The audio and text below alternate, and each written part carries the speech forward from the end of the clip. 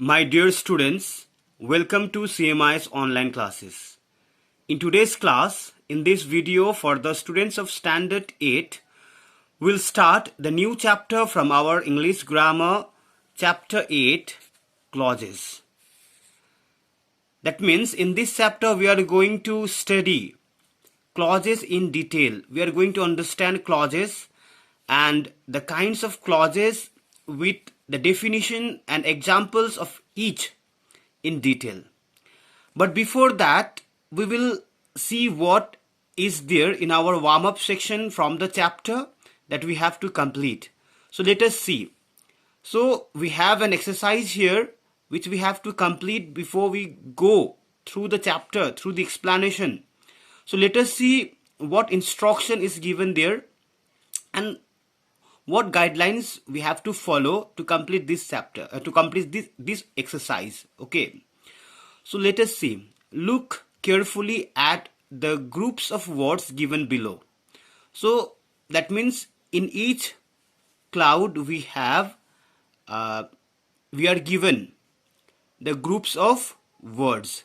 Then what we have to do with each group of words, then decide which of them are phrases, which are sentences, and which are clauses. Now we have to read this each group of words and we have to write whether they are clauses, whether they are phrases, or whether they are sentences. Now here we have to understand the difference between clauses and phrases and also sentences, because all these phrases, clauses and sentences are the groups of words. Okay, and now we have to understand what are the differences between phrases, clauses and sentences. Let us see. In number 1 we have a group of students. Number 2 we have when I came home. And in number 3 we have a gentle, loving sort of person. Okay. Now in number 4 we have I stepped into the room. Okay. Now next is as the crow flew over the treetop. And the last one, the 6th sentence is so that I could see better. But see, do you think that we are able to complete this exercise without knowing the differences between differences among the sentences, clauses and phrases? No. So we will revise about what are phrases, what are clauses and what are sentences. Now see here, we have the definition of a phrase here. A phrase is a group of words which represents just one word class: noun, verb, adjective or adverb. Okay. See, a phrase is a group of words. A phrase is a group of words which represents just one word class. That means if we read a group of words, if that group of words is a phrase that contains only one word class, that is noun, verb, adjective और adverb. So phrase ऐसा group of words है जिसमें we get, if the noun is there, we get only noun with other words, but there won't be verb, adjective or adverb. Okay, mostly they don't have the noun and verb together. Okay, understood? Because if the group of words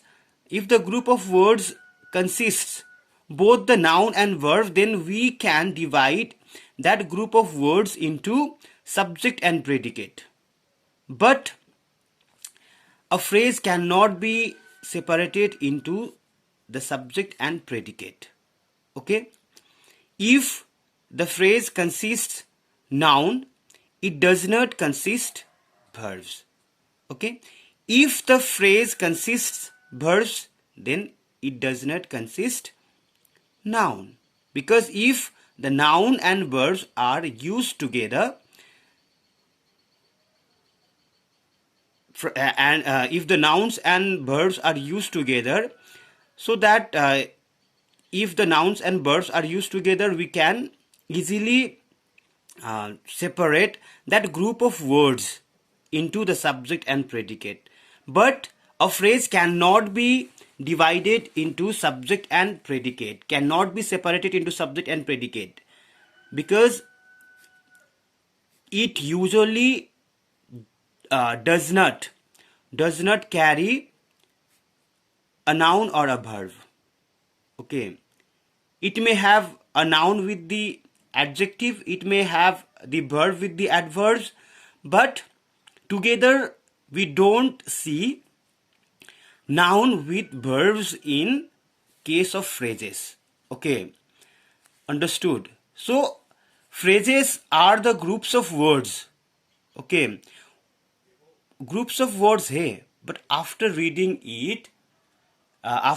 them, they do not give us any complete meaning. Got it? Now, what is a clause? Clause is also a group of words. Okay, now clause is also a group of words. Okay, now see here. You have already learned how to identify phrases and clauses. Have we? Or haven't we? So we have. Let us quickly revise what we have learned. Read the following sentences. An unlucky man almost lost a 17th century painting worth a crore of rupees when he left in the lounge of the Indira Gandhi International Airport.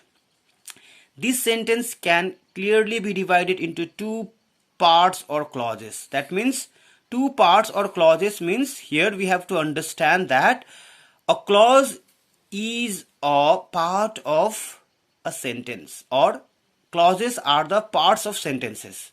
Okay, that means together clause and clause, or clauses and clauses, if we join them, they together make a very meaningful sentence.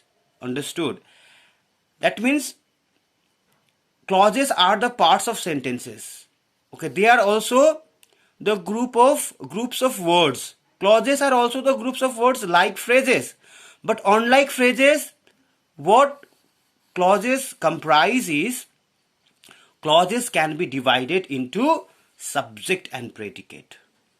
Though usually they do not convey a very meaningful sense, भले ही phrase की तरह clause भी हमें meaningful sense ना दे, but they can be divided into subject and predicate. That means they carry noun and verb together. Unlike phrase, जहां पर हमारे साथ phrase में together noun और verb use नहीं होता है, but in case of clauses we use the nouns and verbs together. Okay, so clauses can be separated or divided into subject and predicate, और clause मिलकर भी sentences बनते हैं. Understood? Now let us see how do we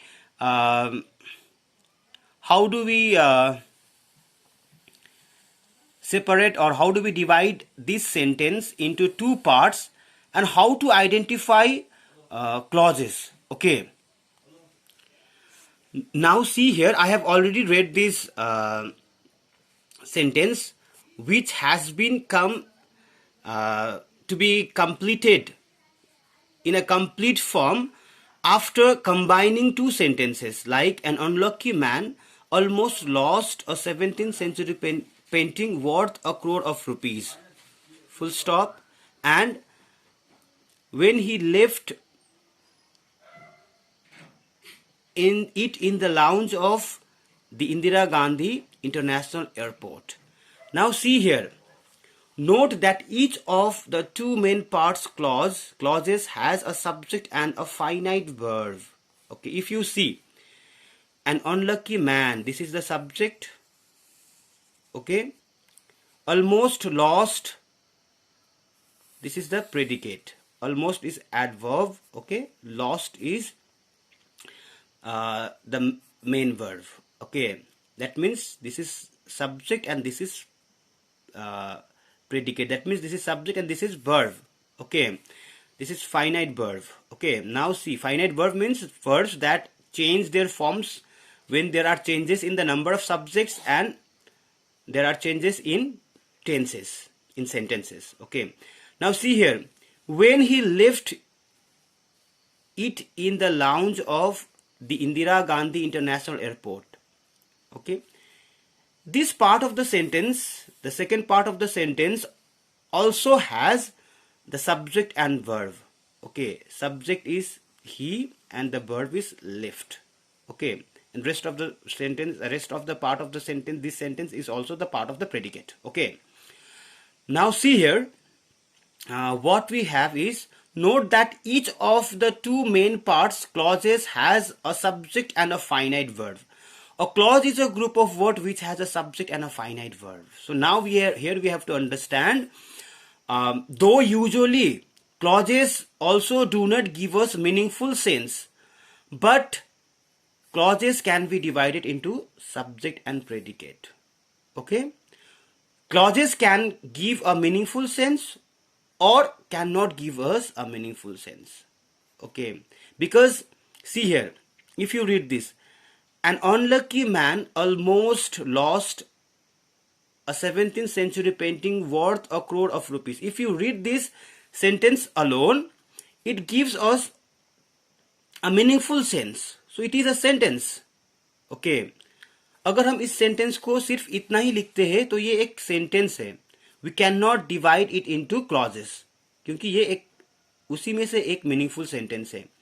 Okay, but if you see, when he left it in the lounge of the Indira Gandhi Airport, Indira Gandhi International Airport, if you read only this part of the sentence, forget about this first part and only see this second part. Okay, when he left it in the lounge of the Indira Gandhi International Airport. So if you read this part of the sentence, it gives us incomplete sense. This part of the sentence gives us incomplete sense. Okay, but if you see this, in this part of the sentence, this part of the sentence also carries the subject and verb, the subject and finite verb we have. Okay, but in this group of the sentence, after reading this group of sentence, this group of words does not give us a meaningful sense. It gives us incomplete sense, but it can be divided into subject and predicate because verb is the main part of the predicate. अगर वहाँ पर if you find a verb in a sentence, that means we have found predicate. Okay, but since here, though this part of the sentence, it does not give us any meaningful sense, but it can be separated into subject and predicate, so it is a clause. But phrases cannot be divided into subject and predicate. Okay, because in phrases we don't write noun and verbs together. अगर verbs वहाँ पर verbs होता है तो verbs के साथ other parts of speech होता है, but we don't see verbs. Okay, we don't see nouns. If the nouns are used there in phrases, we see other parts of speech or other words used with that noun, but we don't see verbs. Understood? But if nouns and verbs are used together, and even after using nouns and verbs together, if that group of words is not giving us any meaningful sense but can be divided into subject and predicate, in that case that group of words is a clause. Okay, now phrase का मतलब तो ये तो होता है कि अगर if we use two words, if we use three words, if we write three words, but if that three words, that means a group of words, two है तो group हो ही गया, three है तो group हो ही गया. But if that three words or that group of words is not giving us a meaningful sense, is giving us incomplete sense, then that is a phrase. Okay, like here if you see clause structure. So here what we have to understand is a phrase can be the part of the clause. Okay, a phrase can be the part of clause. It can be the part of the subject, or it can be the part of the predicate. Okay, or it can be the part of the clauses. Okay, now see here. If you see here, clauses comprise a noun phrase and a verb phrase. For example, if you see our class won the match. If you see our class won the match, this is the full sentence. A clause can be of complete sentence also. Okay, but if it is written individually as the complete sentence, we call it as a sentence, not as a clause. But if the sentences have more than one clause or the groups of clauses, that means if a sentence is combined after using or after the combination of clauses, then we can divide it into clauses, but singularly we cannot call it as a clause. Okay, so here our class won the match. So see here, our class won the match. See, if you divide it into parts, it can be divided into phrases. Okay, like our class. This is also a phrase because we have two words, our and class.